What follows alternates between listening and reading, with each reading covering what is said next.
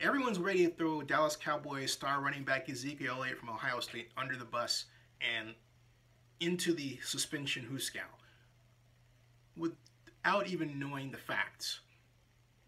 The fact of the matter is that, yes, Ezekiel Elliott was at a Dallas nightclub called The Clutch. Yes, there was an altercation. No, Ezekiel Elliott did not throw a punch. In fact, it gets even weirder.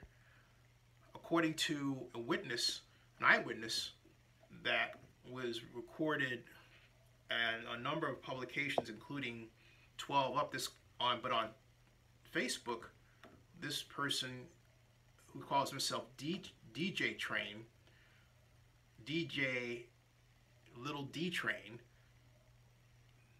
wrote this. Michael Huffman, a bouncer from Wichita Falls who was in Dallas Sunday night, shared on Facebook that Ibenin was the instigator, but Ezekiel Elliott did nothing. He reiterated his stance to the Fort Worth Star-Telegram.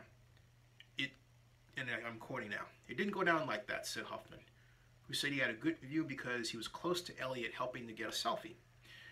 Everyone is saying that he didn't throw a punch. Everyone is saying that. In other words, he threw a punch, but he didn't throw a punch. This is what Mr. Huffman is saying, or writing, rather.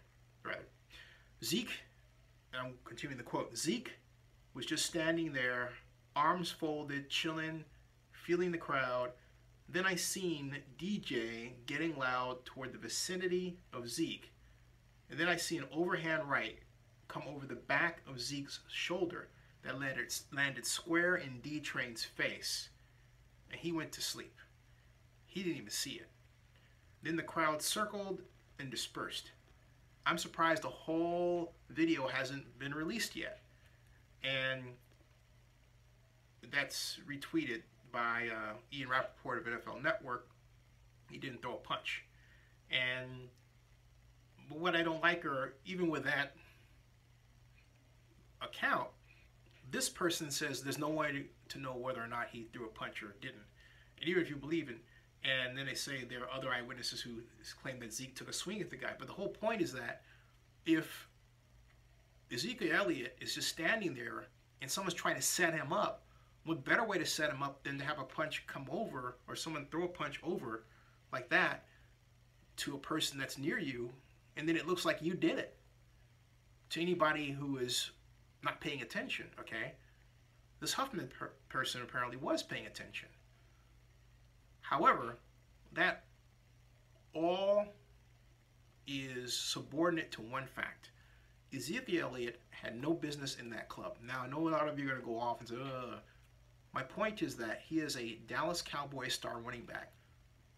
He should have his own parties. The Cowboys should have his own parties that he can go to. I think in the past they had something called the White House, and I know there were things that went on there that were kind of crazy, but the bottom line is it was inside the Cowboys' walls, not outside the Cowboys' walls. So the Cowboys had some modicum of control over what was going on at the White House, as opposed to a place they don't own, the Clutch. That's a better situation.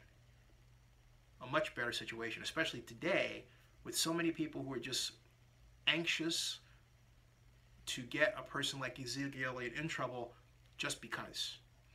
And for Ezekiel Elliott, he has to understand that he doesn't owe anything to the, quote, community if he thinks that way. In other words, he doesn't have to be around people who are black just to prove that he's still of the place where he hasn't forgotten where he's coming from.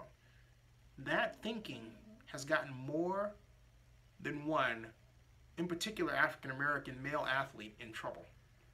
And that thinking would get Ezekiel Elliott in trouble. Just simply guilt by association. Wrong place, wrong time. He doesn't need that. So hopefully NFL Commissioner Roger Goodell, as well as Dallas Cowboys owner Jerry Jones, see this as an unfortunate something that happened to Ezekiel Elliott rather than something that he did.